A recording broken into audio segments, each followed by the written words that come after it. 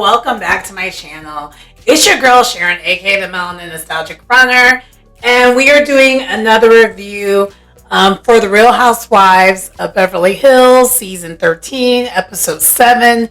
Dazed and Accused is the name of the episode, and we kind of understand why the episode's named that. Kind of a play on words, you know, the movie Dazed and Confused, which is a cult classic for those who are a little bit on the younger side. It's a cult classic of a stoner movie. So, yeah, there we go. And anyway, so we do pick up where we leave off on the this episode, because this was a to be continued. So we're still at Kyle's THC dinner party. They call it weed party, but THC party. And at this point, Kyle is still arguing with Sutton, and she's pretty much deflecting. And Sutton is just like, well, I figured we were closer friends than what we are. And I guess we're not. Because basically Kyle said, you know, I've spoken to Faye about what's going on with my marriage. Like, because we leave off where she's like, I can't afford being depressed right now. And so she's speaking about, you know, how she's talked to Faye about what's going on with her marriage, because Faye is one of her close friends, actual friends outside the cameras, clearly. And so Sutton's like, okay, I guess we're not as good as friends I thought we were. And so she's like, no, I mean, how? And then Kyle's like, how would we be good friends? And she turns it back around on her and brings up Sutton, the way Sutton was acting yet again at Sutton's house 2 weeks ago. Like, she cannot let this chain of event go.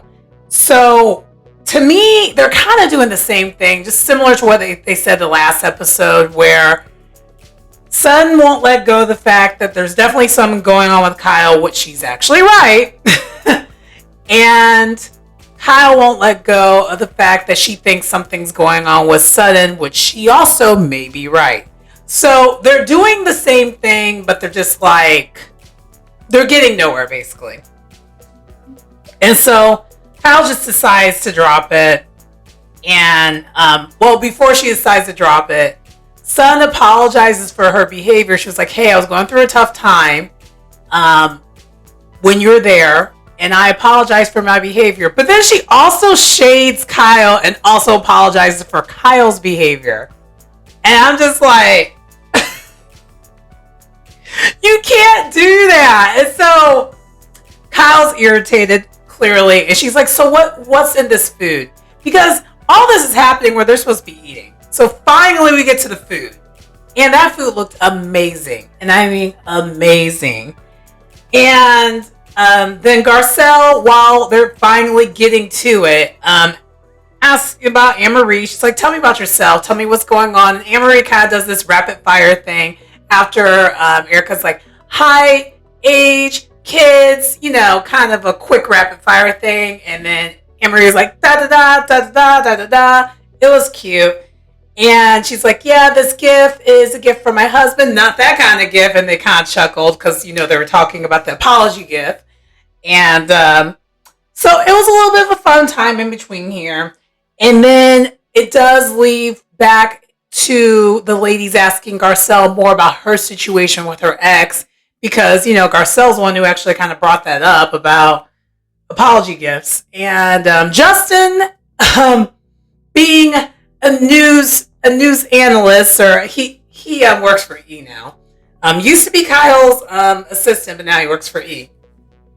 So he's asking the questions, and Garcelle's like, yeah, I didn't know about it, and kind of go more into detail about that.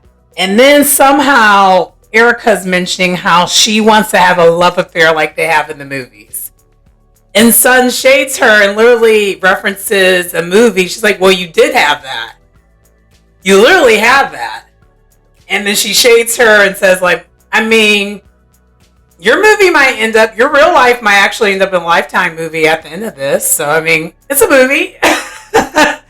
And Sutton, even though she is being kind of wrong this season, I love it. I love it. I'm here for it.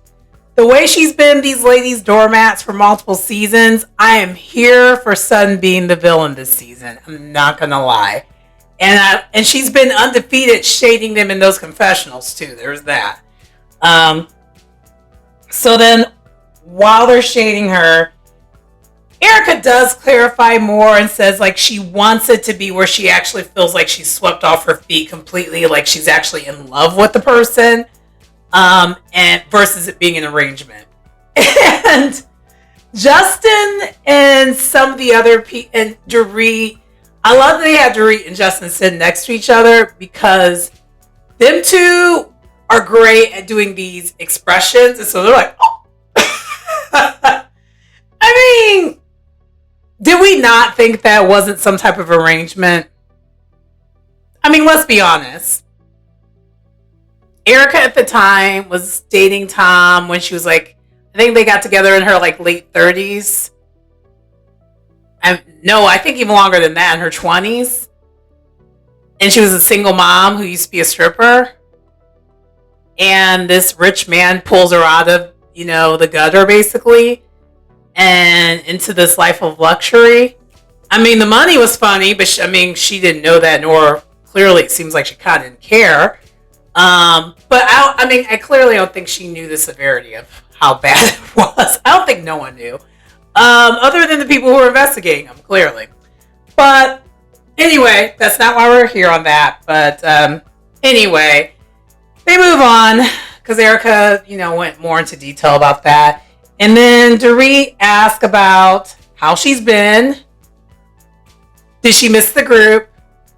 Being shady. It was a little bit shady nice. Like, how are you doing? Did you miss the group? Because she knows why Denise left that group. She knows why. And also, too, the other reason why I'm calling this extra shady, it's clear as mud. When Denise showed up the last episode, Denise was off. She was off her rocker. I don't know if she was drunk, high, I don't know, but she already was lit before everyone else was. Like, very lit. So this adds to it. So Denise changes the subject and she addresses Erika and she's like, she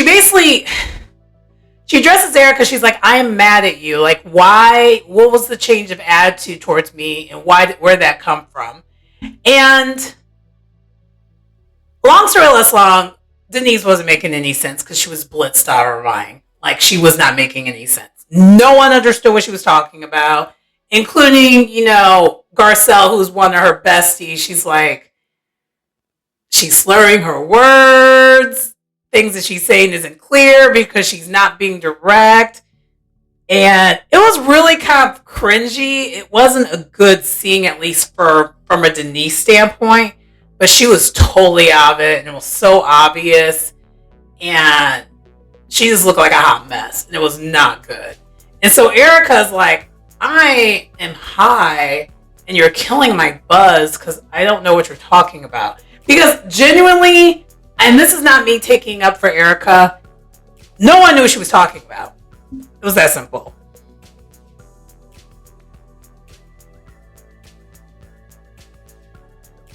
Basically, Erika ends up apologizing to Denise, which, for one, I don't think Denise was going for that response because apparently Denise did not get the memo that Erika is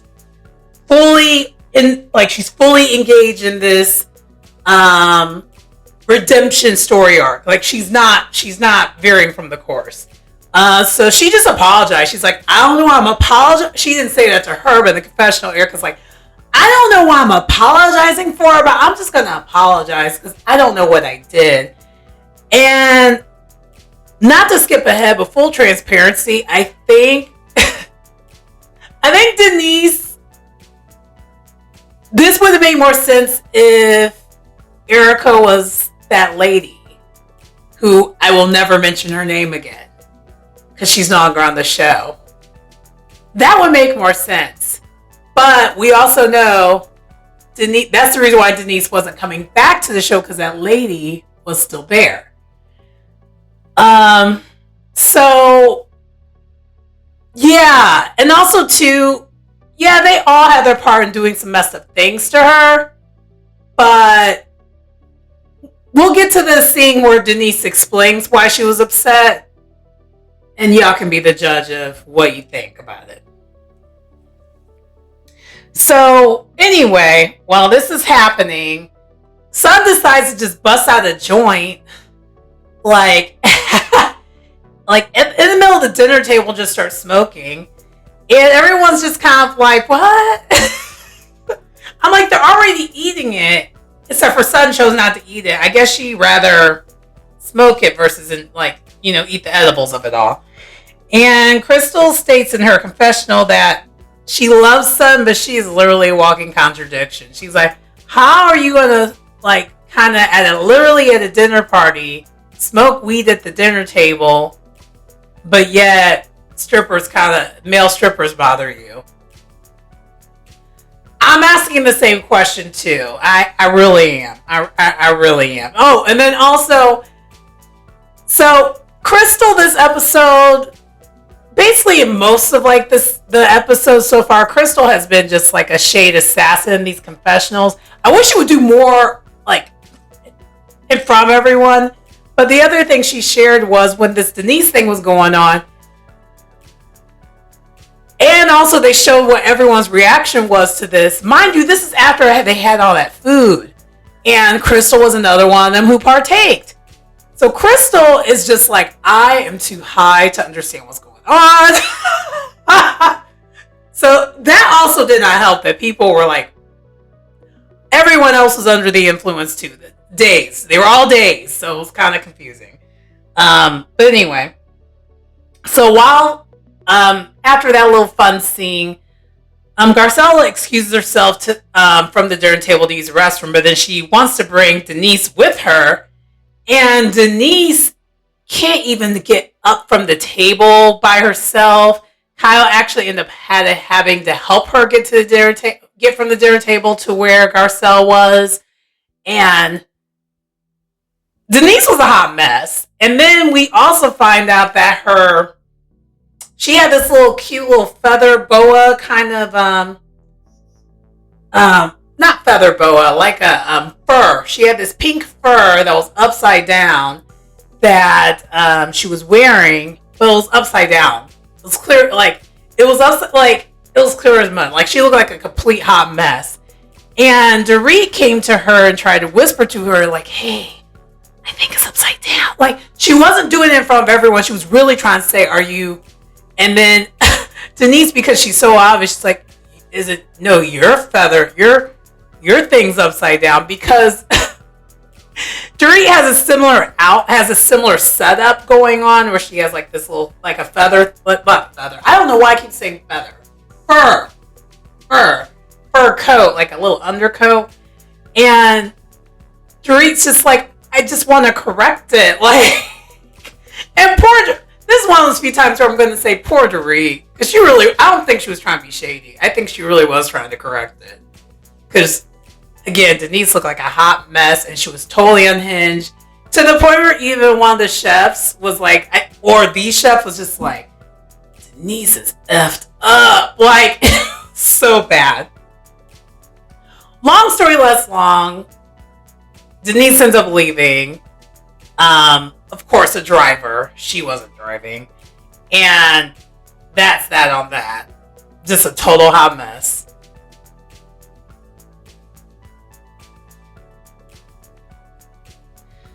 Next, we're back. We pan back to the house. The ladies are still mingling. And Dorit is talking to Kyle about what took place between her and Sutton. And kind of re-instigating the situation, to be honest. She's like, it's time. And she basically tells Kyle about what Sutton said about when they were all looking for Kyle. Like, about that in denial comment that she made in the last episode. She said that. And Kyle, being as bold as ever, was like, in front of the whole entire group, she's like, so, what about me being in denial? What's that about, Sutton? Like, and you knew, and they back. Round 3 at this point, or 4. I lost track how many rounds. They keep going back and forth. So now they're back at it. Completely back at it. And we have we have Crystal and Erika on the couch. They are just laughing at anything and everything that moved. It was quite comical because they were gone with the wind in their own little world, but just cracking up, not really paying attention to what was really happening here. Because it hadn't escalated all the way yet, but it gets there. No worries, it definitely gets there.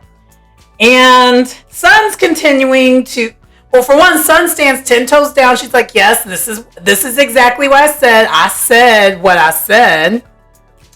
And y'all know who that's from. Put that in the comments. And Sun tries to ask if there's something going on in their marriage. And the thing that's slightly frustrating, which I could kind of get why Kyle is irritated with Sutton. Sun still is not being direct. I think that's part of Kyle's irritation with Sutton. Instead of just outright asking what's going on, like, kind of what Garcelle does. Garcelle leaves no room for like a deflection to happen, even though Kyle still finds a way to do it. But my point is, whenever Garcelle approaches the situation, it's point blank, period. And Sun just keeps saying, is there something going on with your household? Is there something going on in your household? In her confessional, she asks if there's something going on with her marriage. But the problem is you should just be saying that. Because the household thing, for whatever reason, is setting Kyle off. Setting her off. Also, maybe it's because household doesn't necessarily mean marriage. It could mean a lot of things.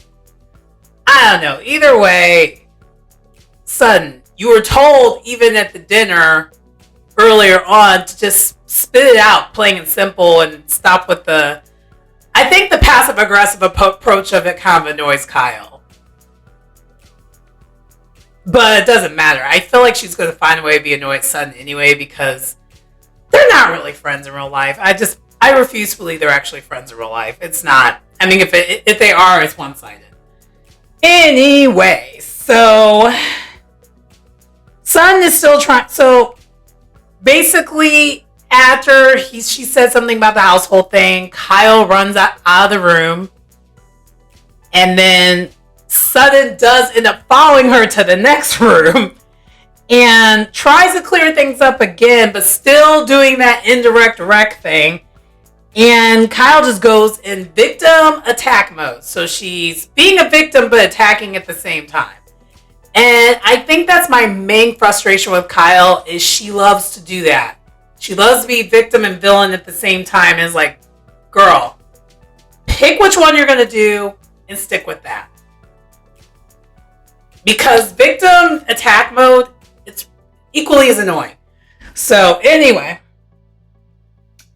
So she basically is like, why would you say that? And then starts jabbing at Sutton. And mentions like, well, maybe there's something going on with you. Like, what's going on with your drink? So bringing up the drinking again. And then bringing up the food thing again. The eating, like, basically insinuating she has an eating disorder yet again. And Sutton actually states to everyone, she's like, why would you do that? Why would you insinuate that I have an eating problem? She's like, because you don't eat your food. She's like, that's not true. I have an issue with my esophagus. And then before that, she mentions her drinking with her foot medication, because apparently, Sutton has like, I think it's called neuropathy, where your foot just falls asleep a lot. It could be bad. So like, I'm not trying to say it. Like, I'm not trying to downplay it. That could be really bad, which Garcelle reminds us later on how bad that could be. But the point is, the way Kyle is trying to combat this is she's attacking Sutton with throwing out her business. Yet Sutton has not really thrown out any of Kyle's business at all. She's just been asking if there's something going on for her to share. So it's not quite the same. But the difference is also, which I think Kyle cannot take this about Sutton. Sutton doesn't really have any shame, and she literally is like, okay, if this is what we're going to talk about, actually, yes, I have neuropathy, and you're making fun of that. Oh, yeah, I have something on my esophagus, and you're making fun of that. You're trying to say I have an eating disorder, and then she states in her confessional, she's like, there's been times where I ate the wrong thing with my esophagus, and I couldn't eat for days because apparently she has a really tough time swallowing depending what type of food she has. We're going to get into if that's valid or not, or we're going to find out more later on.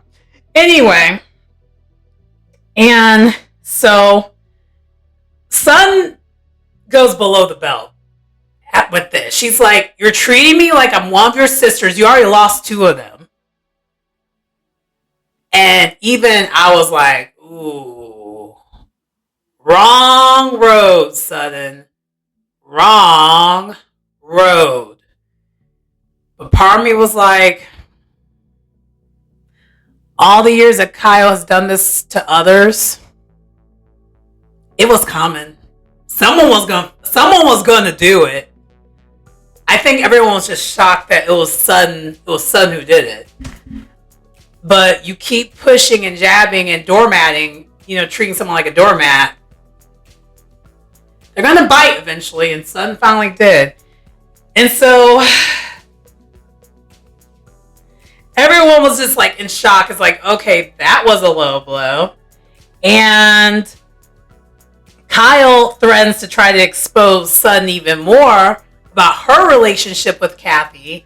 And then Sutton's like, oh, so this is about Kathy. This whole thing, the reason why you're treating me this way is about Kathy and my relationship with Kathy.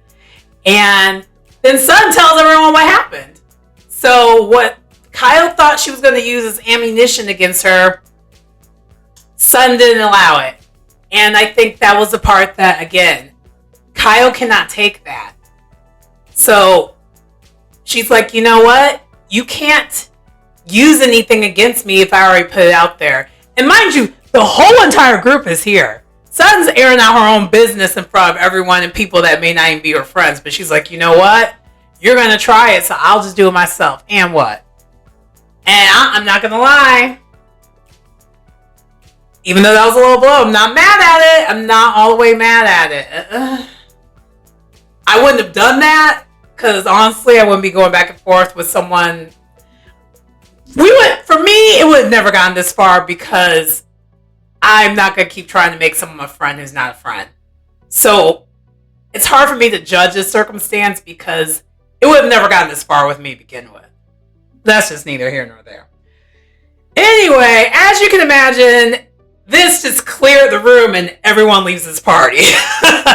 Kyle runs away again into the room that she was in with Sutton at the very beginning when they were talking, like this, I think it was like a library or something. And Erika follows behind her to console her, but then everyone leaves eventually. Party over.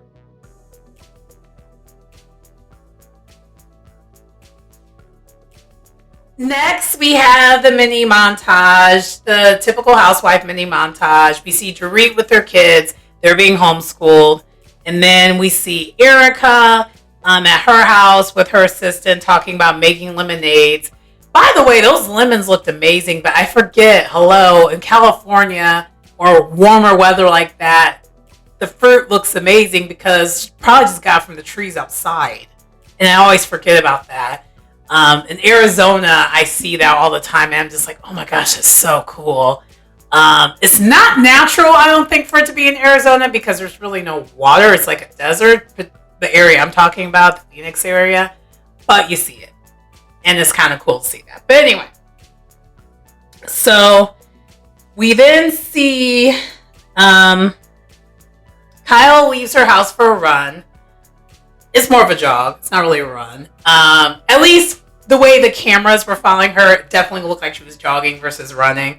But anyway, so she's running in her neighborhood, and then she runs to Anna Marie's house. Side note, I kind of want to know how far she ran. Just curious, because I'm a runner, so I want to know. But anyway, so she meets up with Anne-Marie, the newest housewife, and they start playing pickleball together. Anne-Marie's house, at least the backyard, looks amazing. They have like a full basketball court. They have basically all the athletic things outside because we find out Anne-Marie was an athlete growing up, which makes sense because she is tall and athletically built, like much taller. I think she was I think they said she was like 5'7", 5'8", 5'9". She's in the above average realm. I just know I'm taller than her. I think she's 5'9". Yeah, I think that's what it was. Anyway, so which is pretty tall. So I think Kyle mentioned she was only 5'2", which checks out. So they're playing pickleball, kind of having fun together. And again, we're learning more about Anne-Marie. And she was in high school. Like, she's been an athlete all her life. And we do glimpse a little bit about her husband, which I was not sure if they were going to do that, because there's some controversy going on with her husband currently, which is kind of why I mentioned in the other episode, I'm not sure if Anne-Marie is going to be full-time or not. That was why. But I would think at this point in the game, it might be too late for the editing to happen to get her out of things. But if y'all want to know what's going on with her husband, and the controversy with that, Google Schmoogle. I'm not going to get into that. I'm not a gossip channel, so there's that. Anyway, so Kyle's talking to Anne-Marie about her relationship with Sutton. She states that she loves Sutton, and I'm thinking you have a very funny way of showing your love for Sutton. But anyway, she doesn't know why Sutton acts this way. Because again, accountability in Kyle, nah, it's non-existent. I'm not sharing any of my opinions of this, but clearly I am. And Anne-Marie states that she still wants to try and get to know Sutton throughout everything that happened, which is fair. That is how, since she is new to the group, that would be the best way to approach it. Do not come in with your biases and, really get to know everyone. So while this is happening, we go on to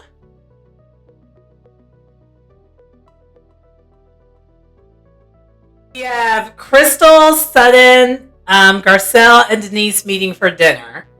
Side note, I love this is third episode in a row they're getting Denise Richards. Like, I'm not gonna lie, I'm loving that we're seeing a lot more fun with this franchise than last season. The last couple seasons were so dark, and even with what happened at that party, that was not as bad as it has been. So there's that. It still wasn't good. I mean, again, I will continue to say this. Sutton was wrong for that. She was way wrong for that. And they were way wrong to be having that whole entire conversation in front of everyone.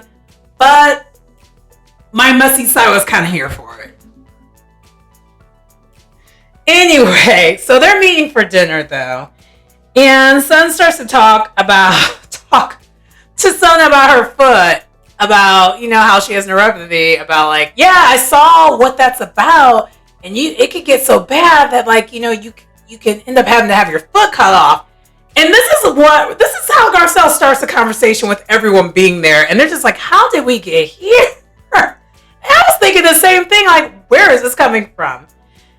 And Denise, but we find out the reason why it was brought up because she was, Sutton mentions to Denise, like, yeah, it was brought up because Kyle started talking about my drinking to the group and mentioned about me mixing my foot medication with my alcohol. And then Denise is like, wait a minute. Kyle is questioning you about your drinking. And Sutton's like, splits and ponytail, yeah. I was like, I'm sorry, I rewound this whole little bit here. Because then Garcelle, she was like, it was like Sutton had the ball and then she threw it, and then like Garcelle alley-ooped it. Garcelle's like, yeah, she's sweeping the dance floor with her coochie.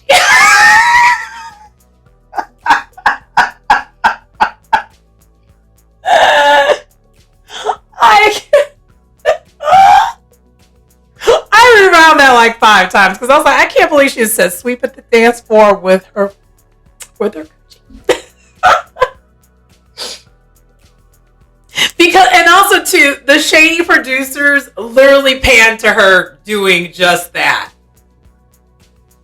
Because what Kyle would do all the time when she was drinking, she would do this with her ponytail, and then she would constantly just do the splits on the floor. But she would always be like not wearing pants. It will always be her in a dress. So the only thing that's between the floor and her splits is a thong. So, Garcelle, you shady, but you right. Because everyone, after she said it, everyone was like, ugh. But the thing is, it's true. Because it's, and then Garcelle's like, y'all know it's true. I was like, anyway, so then Crystal, being the voice of reason, then asked, like, you know, she's like, okay, why would she question you, Sutton, but she's not questioning Erika about when she was having her drinking issue? Basically talking about last season, about how Erika was literally mixing and literally telling everyone she was mixing alcohol and pills, and she didn't confront her not once about that. But then she did also state that, like, hey, what you said about her sister was wrong. That was a low blow. And Sutton does agree. She's like, yeah, that was a low blow. And so while this is happening, we're finding out that the Kyle and Anne-Marie scene is happening at the same time as this other scene. So we pan back to Kyle sharing her thoughts about what happened between her and Sutton again to Anne-Marie and the sister comment. And then Anne-Marie gets fixated on Sutton's response about her esophagus and whatever she has going on. So she keeps asking, what do you think is going on with her esophagus? And we find out the reason why she's literally asking this is because she's a doctor, particularly a nurse esthetician, which is the doctor that puts you to sleep before your surgery. And we find out also, because she is that kind of doctor, she's also the person who would make sure she opens your throat and gets the tube for the oxygen so that you continue breathing while the surgery takes place. So this is literally her specialty.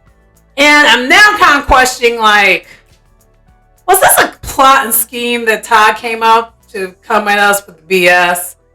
Because it just kind of seems out of place, I'm not going to lie. This, like, it's weird that's either a really, really weird coincidence, or we're using this as an excuse to bring Anne-Marie in for Sutton to say that if it's not true. Because that's where we're going with this. Of course, Kyle and Anne-Marie are questioning whether what Sutton said is true about what she has going on, in reference to her esophagus. And Anne-Marie is determined to get to the bottom of this.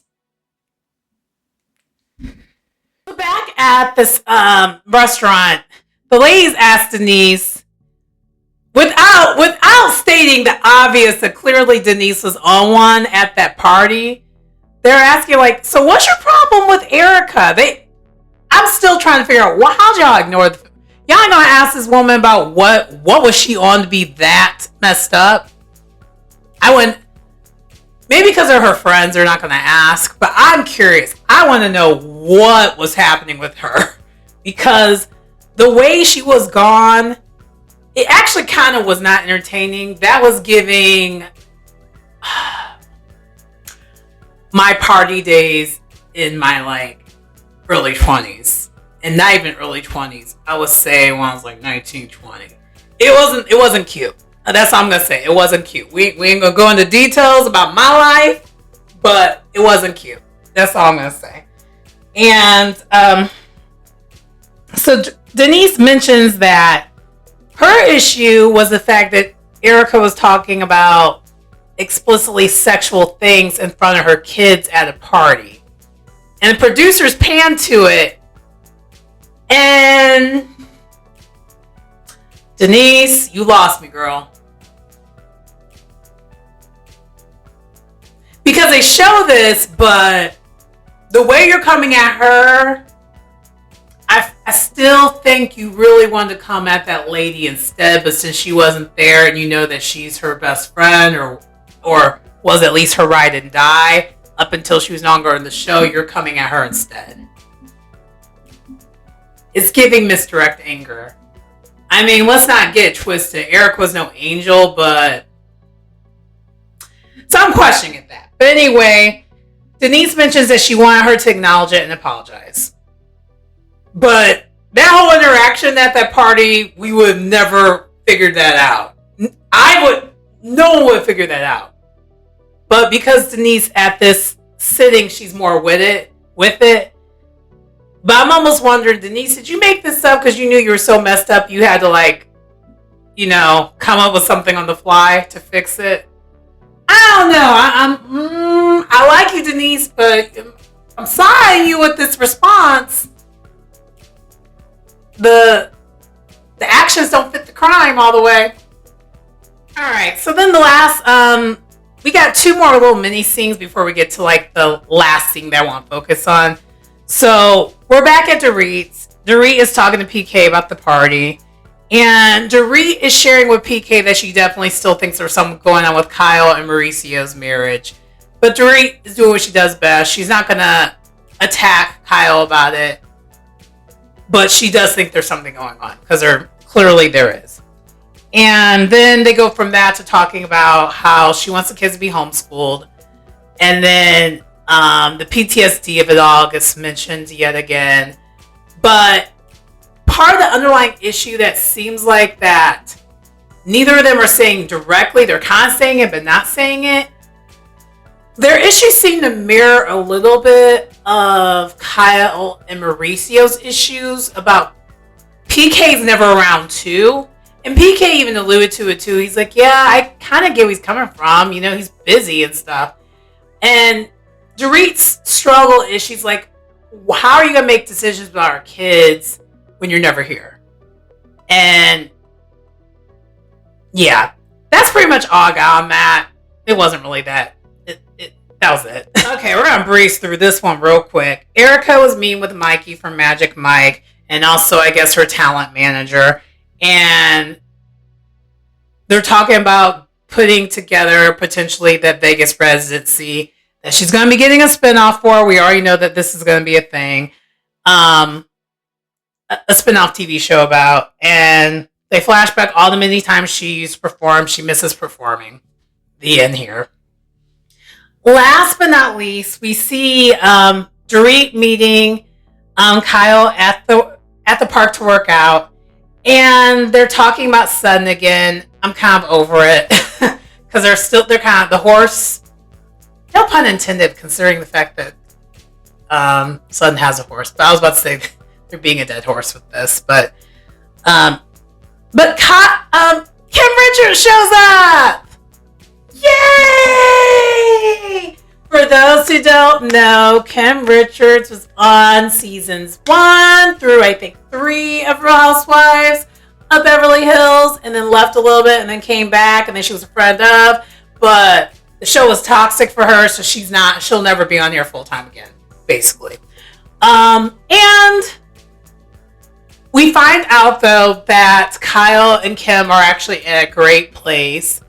And Kyle has been, Kyle and her have been consoling each other throughout everything that's going on in reference to the Kathy situation. So we're getting a little bit more in depth about the Kathy situation, but we also find out what's going on with Kim. Because I love Kim. Kim was great on the show. But we find out her grandkids are doing great. And she's been trying to support, Kyle through her rough time with mainly what's going on with Kathy. And we find out that Kim actually did have a super rough time during the pandemic. She was one of those people who did not leave her place of dwelling during 2020. She was like, yeah, I'm not going to do that. I'm just going to stay put. Which, us as social creatures, we all know now that's really natural to do that. So, what she started doing and what she discovered and started doing is she started painting her walls like art. So now she has murals all over her house that she did, but the murals look good. And I smiled a little bit because I was like, because this reminds me of my grandma, like the same grandma that I lost this year, rest in peace. That was something that my grandma would do too. At my grandma's house, she had it on one of the walls. She had like a giant pond that she painted with cattails and everything. And it was the coolest thing ever. And it's also something, once I buy my own place, I might consider doing that myself. Because me and my mom's side of the family, it's a thing about us. We're creatives. So I kind of got a little emotional there, but it was my own personal emotional thing. So I was like, this is why I love Kim Richards. But anyway, we do find out while we went here, now we're going back here, we found out that Kyle still has not really met Phoenix. And Phoenix is Kathy Hilton, Paris Hilton. So Kathy is the mother of Paris Hilton. And ironically, Paris and Kyle are a little bit closer in age because, Kyle's the youngest. And we found out recently that Paris had her first child, Phoenix, be a surrogate. And she hasn't met Phoenix yet. And we find out she also did not know or just find out about Phoenix. She found out about Phoenix through social media, like the rest of the world did. So whenever Kyle and Kathy have their falling outs, it is not just her having a falling out with Kathy. It's a package deal. So she ends up having basically falling out with the brother. I forgot Paris and Milky Hill's brother's name. He's not as famous as Paris and Nikki, clearly. But basically, it's a package deal. So when she isn't talking to Kathy, she isn't talking to any of them. And that's actually been the part that's been tougher for her because she hasn't been able to talk to her nieces and nephews. So the scene gets really, really emotional. And, Kim is consoling her. She's like, I need you to fix it. Because for those who don't realize, Kyle, for the most part, has this avoidance thing that she does. Which is kind of why when she has a tough time, I think, handling emotions well. It would do her a great service to do some therapy because maybe she would handle things better. And this is why Kyle kind of gets on my nerves because the way she handles things is just really not good. But yeah, Kim mentions, hey, I need you to fix this. Crying, hugging each other. And then this whole entire time, Dorit is just there. And I'll be honest, Dorit could have not been in the scene. I would have actually been happier if Dorit wasn't here. It would have been just a better scene for me personally, for Whitfield to be Kim and Kyle. Dorit just honestly seemed out of place in this scene. Because you just have her in the background going, aww. And it's kind of weird and not natural. Because, if you're having a heart-to-heart with your family member, are you going to have, your friend there that isn't someone you're sleeping with? I wouldn't, personally. I I'm talking about family business, it's going to be just me and my family talking about family business. But anyway, we end there. And that does conclude the episode. The Real Housewives of Beverly Hills, darling. And I enjoyed this episode a lot. I really love this show. And I apologize for this. I feel like this is not going to come up till later on.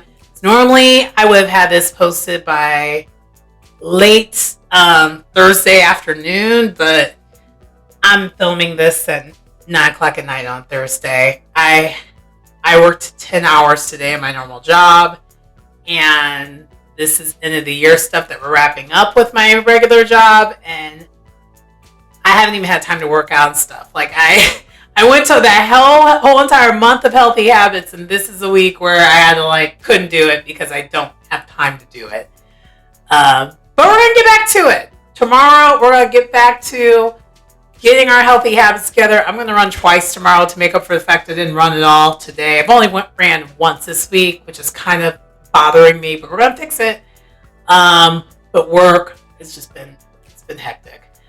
But anyway, that does conclude the video. Please like, comment, subscribe to the channel if you get anything out of the content. It's your girl Sharon, aka the Melanin Nostalgic Runner, and I will see you next time. Bye.